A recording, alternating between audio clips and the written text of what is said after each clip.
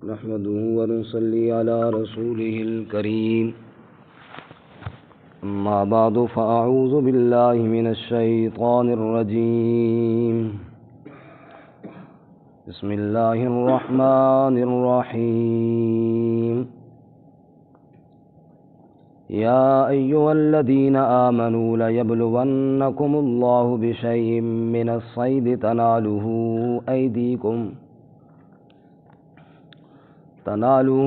أيديكم ورماحكم ليعلم الله من يخافه بالغيب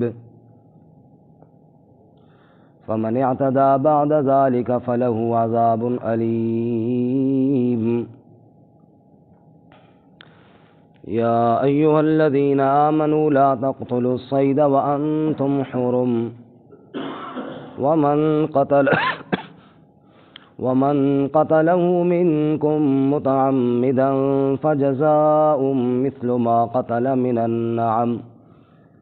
النعم يحكم به ذوى عدل منكم هديا بالغ الكعبة أو كفارة طعام مساكين أو عدل ذلك صياما ليذوق وبال أمره عفى الله عما سلف ومن عاد فينتقم الله منه والله عزيز ذو انتقام یا ایھا الذین آمنوا اے ایمان والو لیبلونکم اللہ تمہیں ضرور آزمائے گا اللہ تعالیٰ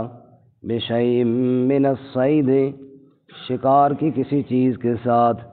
تنالہ ایدیکم ورماحکم کہ جس کو تمہارے ہاتھ اور نیزے پہنچ جائیں لیعلم اللہ من یخافہ بالغیب تاکہ جان لے اللہ یعنی ظاہر کر دے اللہ کہ کون ڈرتا ہے اس سے بن دیکھے فمن اعتدى بعد ذالک پس جس نے زیادتی کی اس کے بعد فلہ عذاب علیم پس اس کے لیے دردناک عذاب ہے یا ایھا الذین آمنوا اے ایمان والو لا تقتلوا الصید وانتم حرم نہ قتل کرو شکار کو جبکہ تم حالت احرام میں ہو ومن قتلہ منکم متعمدا اور جس شخص نے قتل کیا اس کو تم میں سے جان بوجھ کر فجزاء مثل ما قتل من النعم پس بدلہ دینا ہے جیسا کہ قتل کیا کوئی مویشیوں میں سے یحکم بہ ذوی عدل منکم فیصلہ کریں اس کے ساتھ دو انصاف والے تم میں سے ہدیم بالغ الکعبہ وہ قربانی ہو جو پہنچنے والی ہو حدود حرم میں او کفارۃ طعام مساکین یا ایک اور کفارہ بھی ہے یعنی کھانا مسکینوں کا او عدل ذالک صیاما یا اس کے بدلے میں روزے ہوں لیذوق وبال امرہ تاکہ وہ چکھے وبال اپنے کام کا عفى اللہ عما سلف معاف کر دیا اللہ تعالیٰ نے اس سے جو گزر گیا ومن عاد اور جو دوبارہ لوٹ کر آئے گا فینتقم اللہ منہ پس انتقام لے گا اس سے اللہ تعالیٰ واللہ عزیز ذو انتقام اور اللہ تعالیٰ غالب ہے انتقام لینے والا سبحان ربک رب العزت عما یصفون سلام علی المرسلین والحمد للہ رب العالمین اللہم صل علی محمد وعلی آل محمد کما صلیت علی ابراہیم وعلی آل ابراہیم انک حمید مجید اللہم بارک علی محمد وعلی آل محمد کما بارکت علی ابراہیم وعلی آل ابراہیم انک حمید مجید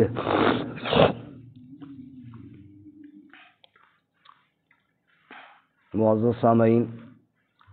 سورۃ المائدہ کا 13واں رکوع آیت نمبر 94 اور 95 آپ کے سامنے تلاوت کی ہیں۔ اللہ رب العزت ان کے مطابق صحیح بیان کی توفیق عطا فرمائے اور ہمیں قرآن و سنت پر عمل کرنے کی توفیق عطا فرمائے۔ آپ جانتے ہیں کہ اس مقام پر اللہ رب العزت بیان یہ فرما رہے ہیں کہ جو چیزیں لوگوں نے اپنی طرف سے حرام کی ہیں وہ حرام نہیں ہیں، اور جو چیزیں اللہ نے حرام کی ہیں وہی حرام ہیں، کیونکہ علت اور حرمت کا اختیار صرف کس کو ہے؟ اللہ۔ اس سے قبل ان چیزوں کا بیان ہم نے پڑھا جن کو اللہ نے حرام کیا، جیسے شراب، جوا، بتوں کے نام پہ دینے والی چیز، تیروں کے ساتھ تقسیم۔ آج کے سبق میں تحریمات اللہ کے حرام کی ایک اور قسم بیان کی گئی ہے۔ شراب ہو، جوا ہو، یہ تو وہ چیزیں ہیں کہ جو ہر وقت ہی حرام ہے، یہ تو کبھی حلال نہیں ہوتی۔ لیکن آج کے سبق میں اللہ تعالیٰ نے اس چیز کا بیان کیا کہ جو عام حالات میں تو جائز ہے لیکن حالت احرام میں جائز نہیں ہے۔ جیسا کہ کھانا پینا عام حالات میں جائز ہوتا ہے، روزے کی حالت میں جائز نہیں ہوتا، تو یہ بھی ایک اللہ تعالیٰ کی طرف سے اللہ کی سنت ہے، اللہ کا طریقہ ہے کہ اللہ اپنے بندوں کو آزماتے ہیں کہ کون اللہ کا حکم پورا کرنے والا ہے۔ ایسے ہی اللہ تعالیٰ نے شکار کی پابندی لگائی حالت احرام میں۔ اب آج کل تو سفر آسان ہو گئے ہیں، جگہ جگہ پہ کھانے بھی مل جاتے ہیں، جبکہ پہلے دور میں قافلے چلتے تھے حج کے لیے، اور بڑی مشقت سے لوگ سفر طے کرتے ہوئے جاتے تھے، اور زیادہ راہ خرچہ پانی کوئی اتنا زیادہ تو نہیں ہوتا تھا۔ ظاہر بات ہے اپنے پاس گھوڑا ہے، اونٹ ہے، خچر ہے، اس کے اوپر بندہ کتنا لاد سکتا ہے، پھر اتنا لمبا سفر بھی ہے، تو بعض دفعہ زیادہ راہ ختم ہو جاتا۔ اب حالت احرام ہوتی، اب راستے میں شکار مل جاتا، مثلا دیکھا کہ کوئی ہرن آ رہا ہے، اٹکھیلیاں کرتا ہوا قریب آ گیا، اس کو نیزہ ماریں تو لگ جائے، بالکل نشانے میں آیا ہوا ہے، یا بعض دفعہ کوئی اور جانور اتنا قریب آ گیا کہ یوں دوڑ کے اس کو پکڑیں تو پکڑ لیں۔ اب اللہ تعالیٰ نے وہاں پہ منع کیا کہ حالت احرام میں شکار نہیں کرنا۔ اب ایک طرف بھوک ہے، ایک طرف حاجت ہے، اور دوسری طرف اللہ تعالیٰ کا حکم ہے، بس یہاں پر پتہ چلے گا کہ اللہ تعالیٰ کا حکم مان کر کون ہے جو اپنی بھوک کو برداشت کرے گا، اپنی حاجت کو دبائے گا، لیکن اپنے اللہ کے حکم کو پورا کرے گا۔ یہاں ہی پتہ چلتا ہے۔ جیسا کہ روزے کی حالت میں رمضان کا مہینہ ہو اور جناب گھر میں کھانا بھی موجود ہے، پانی بھی موجود ہے، اور شدید طلب بھی ہے، لیکن اب پتہ چلے گا کہ کون اللہ کا حکم مان کر اس سے رک جاتا ہے۔ یہ صرف اللہ اپنے بندوں کو آزماتا ہے کہ ان میں سے کون میرا حکم ماننے والا ہے۔ ایسے ہی یہاں پر اللہ تعالیٰ نے حالت احرام میں شکار کرنے سے منع کیا، جو کہ اللہ کی طرف سے ایک آزمائش ہے۔ چنانچہ ارشاد فرماتے ہیں، یا ایھا الذین آمنوا، اے ایمان والو، لیبلونکم اللہ، تمہیں ضرور آزمائے گا اللہ تعالیٰ، بشیء من الصید، شکار کے کسی چیز کے ساتھ، تنالہ ایدیکم ورماحکم، جس کو تمہارے ہاتھ پہنچ جائیں یا تمہارے نیزے پہنچ جائیں، یعنی وہ شکار کا جانور اتنا قریب ہے تم ہاتھ سے بھی پکڑنا چاہو تو پکڑ سکتے ہو۔ جیسے ابھی آپ کبوتروں کو تو بالکل آسانی سے پکڑ سکتے ہیں، اگر کوئی پکڑنا چاہے تو ساتھ بیٹھے ہوئی ہیں، ہاتھوں سے ہی پکڑ لیتے ہیں، وہاں پہ اتنے جناب وہ بیٹھے ہوتے ہیں، یا نیزہ ماریں یا کوئی اور جناب چیز ماریں تو وہ اس کو لگ جائے، پکڑ سکتے ہیں۔ لیکن یہ اللہ تعالیٰ کی طرف سے آزمائش ہے کہ اب یہاں پہ شکار نہیں کرنا۔ یہ کیوں اللہ نے آزمائش لگائی؟ فرمایا لیعلم اللہ من یخافہ بالغیب، تاکہ اللہ جان لے کہ کون ڈرتا ہے بن دیکھے۔ جان لے کا مطلب یہ ہے کہ اللہ ظاہر کر دے۔ اللہ تو جانتا ہے، آزمائش کے بغیر بھی اللہ تو ہر چیز کو جانتا ہے، لیکن اس موقع پر عمل ظاہر ہو جائے گا۔ اگر اللہ تعالیٰ کا حکم مان لیا تو یہ بات ظاہر ہو جائے گی کہ واقعی اللہ کا خاص بندہ ہے، اللہ کے حکم کو پورا کرنے والا ہے، اور اگر اس نے اللہ کا حکم توڑ دیا تو یہ بھی ظاہر ہو جائے گا کہ اللہ کے حکم کی پرواہ نہیں کرتا۔ فَمَنْ اعْتَدَىٰ بَعْدَ ذَٰلِكَ، جس نے زیادتی کی اس کے بعد، پتہ بھی ہے کہ شکار کرنا حالت احرام میں منع ہے، پھر بھی اس نے یہی کام کیا، فَلَهُ عَذَابٌ أَلِيمٌ، اس کے لیے دردناک عذاب ہے۔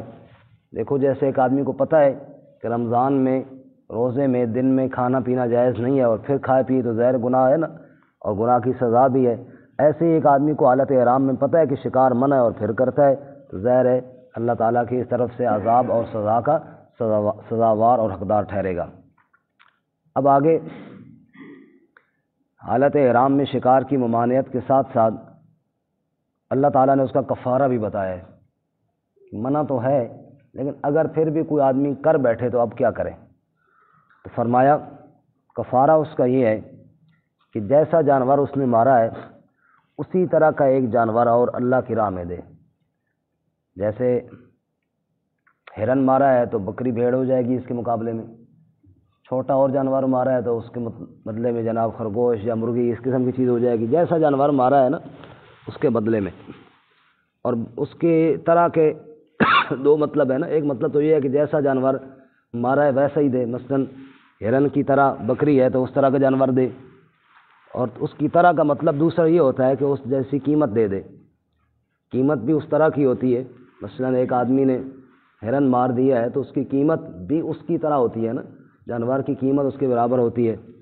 فرمایا کہ وہ قیمت دے دے یا اس قیمت کا کوئی جانور خرید لے، اور وہ جو جانور اب بدلے میں اس نے ذبح کرنا ہے، یہ اب راستے میں تو اس نے شکار کیا تو راستے میں قتل نہیں کرے گا، ذبح نہیں کرے گا،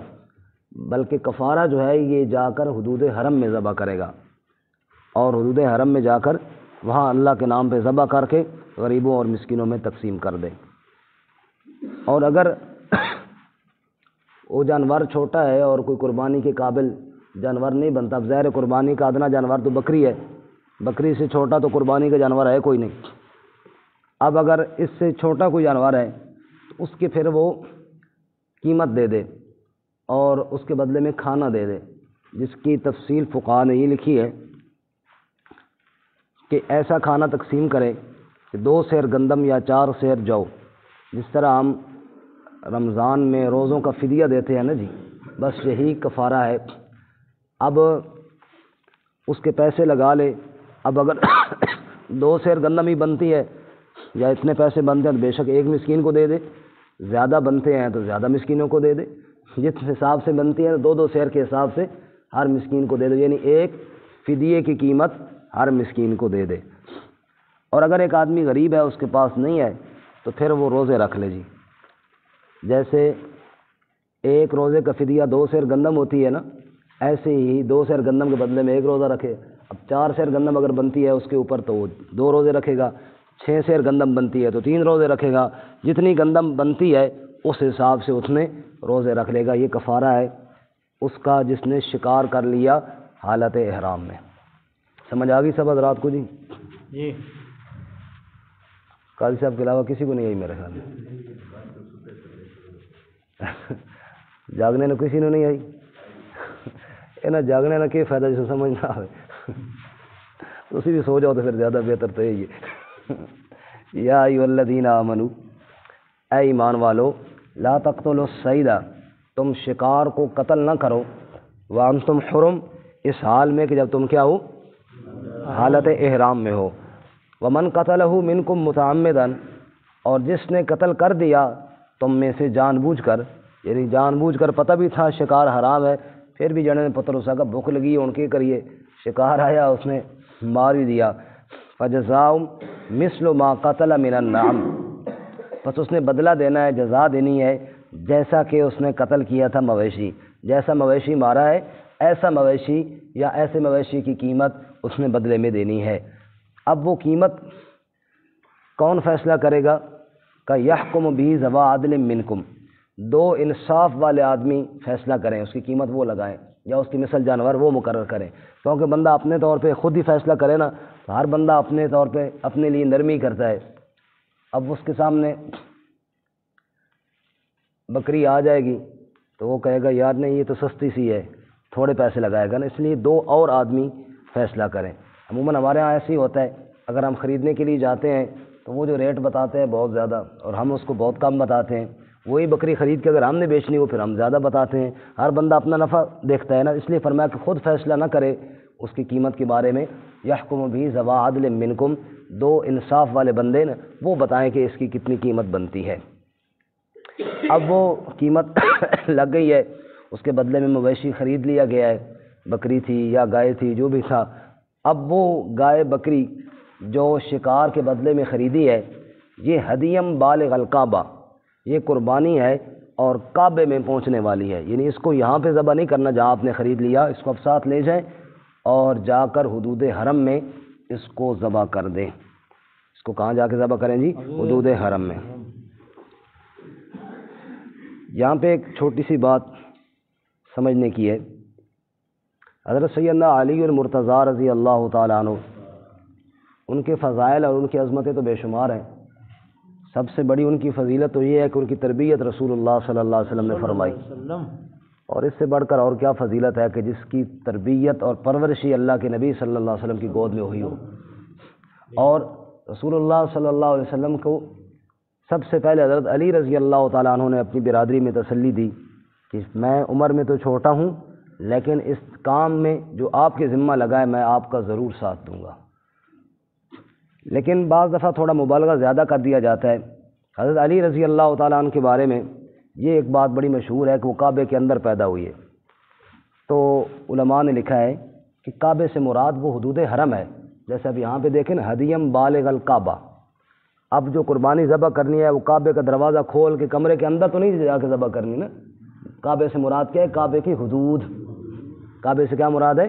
کعبے کی حدود۔ حدود حرم کو کعبہ کہتے ہیں، حدود کعبہ کہتے ہیں۔ تو حضرت علی رضی اللہ تعالیٰ عنہ کی ولادت حدود حرم میں ہوئی ہے، نہ یہ کہ بالکل اس کمرے کے اندر ہوئی ہے جیسے مشہور کر دیا گیا ہے۔ یہ صرف لفظ سے تھوڑا مغالطہ لگا ہے کہ مولود کعبہ، ورنہ کعبہ قربانی جیسے کعبے کے دروازے کے اندر جا کے ذبح نہیں کی جاتی، حرم کی حدود میں ذبح کی جاتی ہے، ایسے حضرت علی رضی اللہ تعالیٰ عنہ کی ولادت بھی حدود حرم میں ہوئی ہے۔ اور یہ حدود حرم میں ولادت ہونا یہ تھوڑی سعادت ہے کہ جناب اس پاک جگہ میں اور حدود حرم میں جہاں پہ شکار کرنا جائز نہیں ہے، من دخلہ کان آمنا، جو وہاں داخل ہو جائے اس کو امن مل جائے، اس حدود میں حضرت علی رضی اللہ تعالیٰ عنہ کی ولادت ہوئی۔ اور پھر اس سے بڑھ کر سعادت یہ ملی کہ رحمت کائنات صلی اللہ علیہ وسلم کی گود میں آپ نے پرورش پائی۔ خیر، تو فرمایا کہ شکار کے جانور کے بدلے میں ایک جانور خریدیں اور اس کو قربانی بنا کر لے جائیں کعبے کی حدود میں، یعنی حدود حرم میں جا کے اس کو ذبح کریں۔ او کفارۃ طعام مساکین، یا کفارہ مسکینوں کا کھانا اس کے ذریعے تم دے دیں۔ جیسے میں نے پہلے عرض کیا، فقہاء نے لکھا ہے کہ جتنا کفارہ بنتا ہے نا ایک روزے کا، اتنا ہی کفارہ کے حساب سے ہر مسکین کو دیا جائے۔ 2 سیر گندم بنتی ہے تو ایک کو مسکین کو دی جائے، 4 سیر بنتی ہے تو 2 مسکینوں کو دی جائے، اس حساب سے جتنی بنتی ہے اس حساب سے مسکینوں میں تقسیم کر دی جائے۔ او عدل ذالک صیامن، یا اس کے بدلے میں روزے رکھ لے۔ اگر بندہ غریب ہے، وہ کھانا بھی نہیں دے سکتا، جانور بھی قربان نہیں کر سکتا، تو پھر ظاہر ہے آخری پھر آپشن یہ ہے کہ وہ روزے رکھ لے۔ اور روزوں کی ترتیب میں نے عرض کر دی ہے کہ جیسے 2 سیر گندم کے بدلے میں 1 روزہ آئے گا، اب جتنی گندم اس کی بنتی ہے، جتنا اس پہ جرمانہ بنتا ہے، اس حساب سے اتنے ہی روزے اس کے بن جائیں گے اور وہ روزے رکھ لے۔ یہ کفارہ کیوں مقرر کیا گیا؟ فرمایا لیذوق وبال امرہ، تاکہ وہ اپنے